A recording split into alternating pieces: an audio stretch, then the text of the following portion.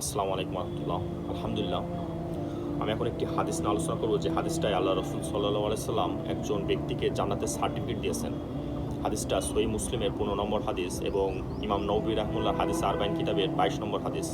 দেখেন, হাদিসটায় আল্লাহ রসুল সাল্লাল্লাহু আলাইহি সাল্লামের কাছে একজন ব্যক্তি এসে বলছে, ইয়া রাসূলুল্লাহ সাল্লাল্লাহু আলাইহি সাল্লাম, আপনি কি মনে করেন যদি আমি 5 ওয়াক্ত সালাতকে হেফাজত করি, মানে 5 ওয়াক্ত সালাত আদায় করি, আর হয়তো ইজা সল্লাইতুল মাকতুবাত, আমি শুধু 5 ওয়াক্ত সালাত, ফরজ যে 5 ওয়াক্ত সালাত মানে 14 রাকাত যে ফরজ সালাত, এই সালাত আদায় করি, মানে কোনো সুন্নত নফল তাহাজ্জুদ কোনো কিছু আদায় করবে না, এবং অসমতু রমাদান, এবং রমাজান মাসের যে 30টা রোজা, শুধু ওই 30টা রোজা রাখি, ও আহলালতুল হালাল ও হারামতুল হারাম, এবং হালালকে হালাল মনে করি এবং হারামকে হারাম মনে করি, ওয়ালাম আজিদ আলা জালিকা শাইয়ান, এবং এর বেশি কোনো কিছু না করি, আদখুলুল জান্নাহ, আমি কি জান্নাতে প্রবেশ করব?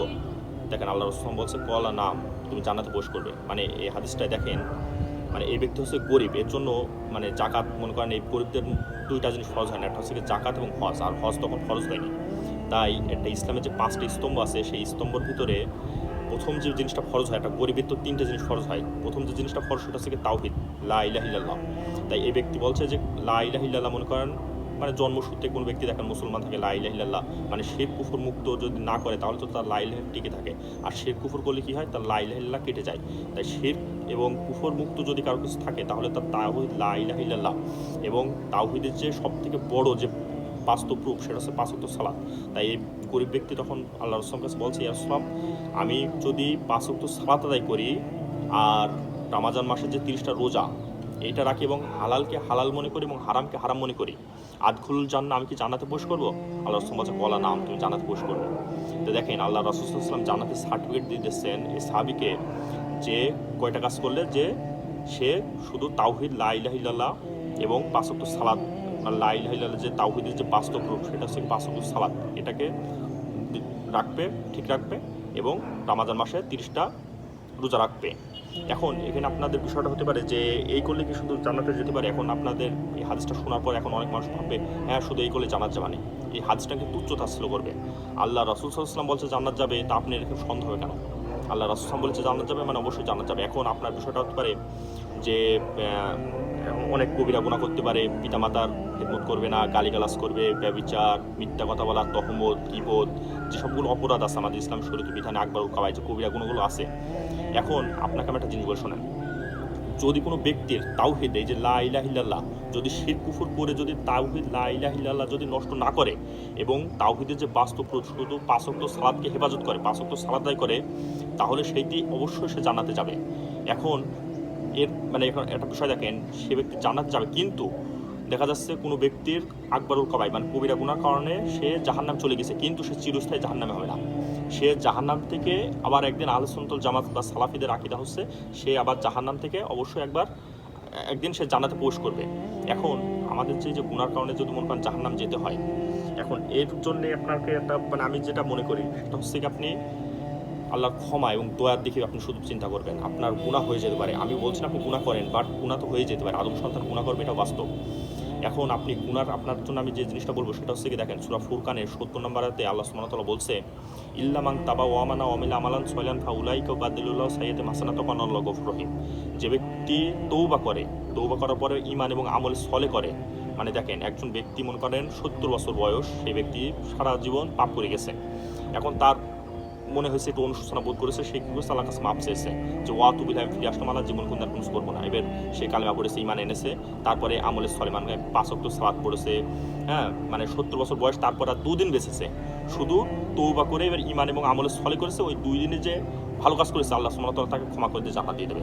এবং আল্লাহ সুবহানাহু ওয়া তাআলা এই আয়াতে এটাই বলছে যে আমি তাকে শুধু ক্ষমা নাই, তার যে গুনাহগুলো করেছে সেগুলোকে আমি নেকিতে পরিবর্তন করে দেবো। ইল্লা মান তাবা ওয়া আমানা ওয়া আমিলা আমালান সালিহান ফাউলাইকা ইউবাদদিলুল্লাহু সাইয়্যাতিহিম হাসানাতান ওয়া কানা আল্লাহু গফুরুর রহিম। তওবা করে এবং তওবা করার পরে ঈমান এবং আমল সলে করে, এবং তার অতীতের যে গুনাহগুলো আমি আল্লাহ সুবহানাহু ওয়া তাআলা সেগুলোকে নেকিতে পরিবর্তন করে দিই। সুবহানাল্লাহ, দেখেন আল্লাহর কত দয়া। মানে এটার জন্য আপনাকে আরেকটা হাদিসও বলি, যেটা বুখারীতে এসেছে। হাদিসটা হলো নাজওয়ার হাদিস। আব্দুল্লাহ ইবনে উমর রাদিয়াল্লাহু একজন ব্যক্তি প্রশ্ন করে যে আব্দুল্লাহ ইবনে উমর, আপনি আমাকে নাজওয়া সম্পর্কে বলুন। নাজওয়া হচ্ছে আল্লাহ সুবহানাহু ওয়া তাআলা একজন বান্দার ভিতরে যে চাদরের ভিতরে একটা গোপন বৈঠক, এটাকে বলে নাজওয়া। একজন ব্যক্তির সাথে আল্লাহ সুবহানাহু ওয়া তাআলা মানে বিচার মাঠে যে চাদরের ভিতরে নিয়ে শুধু আল্লাহ এবং ওই ব্যক্তি থাকবে, এই গোপন বৈঠক হবে আর কি, এটাকে বলে নাজোয়া। তাই একজন ব্যক্তিকে বিচার মাঠে আল্লাহ সুবহানাহু ওয়া তাআলা একজন পাপী ব্যক্তি, কিন্তু এই ব্যক্তি কিন্তু পাপী, দেখেন বিষয়টা ভালো বোঝেন, একজন পাপী ব্যক্তিকে ডাকা হবে বিচার মাঠে এবং ডেকে তখন আল্লাহ সুবহানাহু ওয়া তাআলা তার চাদরের ভিতরে নিয়ে নেবে। এখন ওই ব্যক্তি আর আল্লাহ আছে, আর কেউ দেখছে না। দেখেন বিচার মাঠে কিন্তু মানে কোটি কোটি মানুষ, কোটি কোটি জিন, কোটি কোটি ফেরেশতা সবাই কিন্তু উপস্থিত রয়েছে, কিন্তু ওই ব্যক্তিকে আল্লাহ সুবহানাহু ওয়া তাআলা কী করলো, তাকে তার চাদরের ভিতর আল্লাহ সুবহানাহু ওয়া তাআলা তার চাদরের ভিতর নিয়ে সেই ব্যক্তি আর আল্লাহ রয়েছে, মানে কাউকে দেখতে দিবে না। আল্লাহ সুবহানাহু ওয়া তাআলা তখন ওই ব্যক্তির সামনে তার আমলনামা পেশ করবে, তখন সে আমলনামা দেখবে যে গুনাহ, তখন সে স্বীকৃতি দেবে যে আল্লাহ সুবহানাহু ওয়া তাআলা হ্যাঁ এগুলো আমি পাপ করেছি। এটা বলার পর আল্লাহ সুবহানাহু ওয়া তাআলা বলবে, বান্দা দুনিয়ার বুকে যে তুই এই পাপগুলো করেছিলি, আমি আল্লাহ সুবহানাহু ওয়া তাআলা সব কিছু তোর ঢেকে রেখেছিলাম, মানে গোপন করে রেখেছিলাম, আমি কাউকে বিচার মাঠে এগুলো দেখতে দিইনি, উন্মুক্ত করিনি। আজকে বিচার মাঠেও তোর এই পাপগুলোকে আমি ঢেকে রাখবো, কাউকে দেখতে দেবো না, গোপন রাখবো। মানে এই যে আজকে বিচার মাঠে এত মানুষ রয়েছে, আজকে তোর এই বান্দা এই পাপগুলোকে আমি কাউকে দেখাবো না। দেখেন আল্লাহ কত দয়া। তখন আল্লাহ সুবহানাহু ওয়া তাআলা কী করবে, ওই পাপগুলোকে ক্ষমা করে দিয়ে তাকে নেকিতে পরিবর্তন করে দেবে এবং ডান হাতে তার আমলনামা দিয়ে দেবে এবং সে এত রাজি খুশি হয়ে যাবে, শুধু জান্নাত হয়ে গেছে, ডান হাতে আমলনামা পেয়ে গেছে। সে বাইরে এসে বিচার মাঠে যেসব মানুষগুলো তার আত্মীয় স্বজন পরিবার পরিজন আছে তাদেরকে দেখাবে যে দেখো আজকে আমাকে আল্লাহ সুবহানাহু ওয়া তাআলা ক্ষমা করে দিয়েছে, ক্ষমা করে দিয়ে আমাকে জান্নাতে করে দিয়েছে, ডান হাতে আমলনামা দিয়েছে। সুবহানাল্লাহ। দেখেন এগুলো হচ্ছে কি আল্লাহর দয়া। মানে ক্ষমা সম্পর্কে আপনাকে মানে অনেক বলা যায়, যেহেতু আমি ভিডিওটা শর্ট করবো, তাছাড়া খুবই রোদ পড়ছে, যার কারণে ভিডিও বানানো অনেক কষ্ট হয়ে যাচ্ছে। তো আপনাকে আমি এইটুকুন বলবো যে আপনি যদি জান্নাতে যেতে চান তো অবশ্যই আপনাকে তাওহীদ, শিরক কুফর মুক্ত করে আপনাকে লা ইলাহা ইল্লাল্লাহ ঠিক রাখতে হবে এবং তাওহীদের যে বাস্তব রূপ সেটা আপনাকে অবশ্যই 5 ওয়াক্ত সালাত করে আদায় করে আপনাকে দেখাতে হবে, মানে মুসলমানের পরিচয়। দেখেন আপনি যদি 5 ওয়াক্ত সালাত আদায় করেন তাহলে আপনাকে এই যে ইসলাম যে জিনিসটা, আমাদের যে 5টা স্তম্ভের উপর ইসলাম টিকে থাকে, মানে 5টা পিলারের উপর, সেটা হচ্ছে গিয়ে তাওহীদ, লা ইলাহা ইল্লাল্লাহ, নামাজ, রোজা, হজ, জাকাত। এখন এই 5টি ইসলামের ভিতরে যে গরিবদের যে 3টা ফরজ হয় তার ভিতরে যে নামাজ আর রোজা আর লা ইলাহা ইল্লাল্লাহ, দেখেন এই 3টা আপনি যদি করে থাকেন তাহলে কিন্তু ইসলাম টিকে থাকছে এবং আপনার যে মুসলমানের পরিচয় সেটা দিকে থাকছে, আপনি অবশ্যই জানাতে যাবেন ইনশাল্লাহ। আর পাপ হয়ে যাবে, আপনি আল্লাহর কাছে ক্ষমা চাবেন, ক্ষমার হালতে থাকবেন আর নিরাশ হবেন না ইনশাল্লাহ। আর অবশ্যই পাপ থেকে বিরত থাকার চেষ্টা করবেন, পাপ জিনিসটা করবেন না। কিন্তু আল্লাহ সুবহানাহু ওয়া তাআলার কাছে আপনার মানে আমি চাই যে আপনি শুধু অনুরোধ যে আপনি 5 ওয়াক্ত সালাত আদায় করুন, কেননা আল্লাহ সুবহানাহু ওয়া তাআলা দেখেন কোরআনে বলছে সূরা রুমের 31 নম্বর আয়াতে যে আকিমুস সালাত, তোমরা সালাত আদায় করো, ওয়ালা তাকুনু মিনাল মুশরিকিন, এবং তোমরা সালাত ছেড়ে মুশরিকদের অন্তর্গত হও না। দেখেন আল্লাহ সুবহানাহু ওয়া তাআলা কত ভয়ঙ্কর কথা বলছে সালাতের বিষয়ে, যে বলছে আকিমুস সালাত, তোমরা সালাত আদায় করো, ওয়ালা তাকুনু মিনাল মুশরিকিন, এবং সালাত ছেড়ে মুশরিকদের অন্তর্গত হও না। মুশরিক কারা? যারা হিন্দু, বৌদ্ধ, খ্রিস্টান, ইহুদি। তা আল্লাহ সুবহানাহু ওয়া তাআলা অত্র আয়াতে এটাই বলছে যে যদি তুমি সালাত পড়ো তাহলে মুসলমান, না সালাত যদি ছেড়ে দাও তাহলে মুশরিক। মানে হিন্দু, বৌদ্ধ, খ্রিস্টান, ইহুদির মধ্যে তোমার মধ্যে কোনো পার্থক্য নেই, দুইজনাই এক। আমরা অবশ্যই কী করবো, 5 ওয়াক্ত সালাত হেফাজত করবো।